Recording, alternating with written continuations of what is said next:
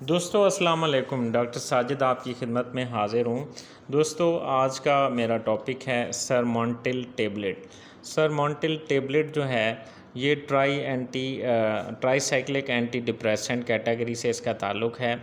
ट्राईइमिप्रामीन है इसके अंदर और ये जो है 25 mg की स्ट्रेंथ में ये मार्केट में अवेलेबल है।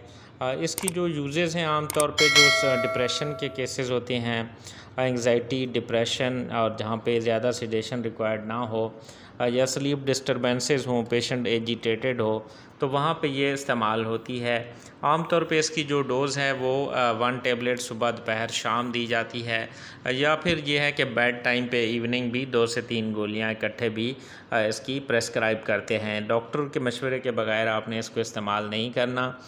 इसके कुछ साइड इफ़ेक्ट्स भी हो सकते हैं।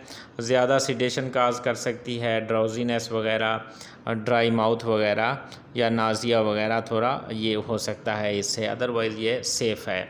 तमाम दोस्त वीडियो को लाइक, कमेंट और शेयर करना ना भूलिएगा। शुक्रिया।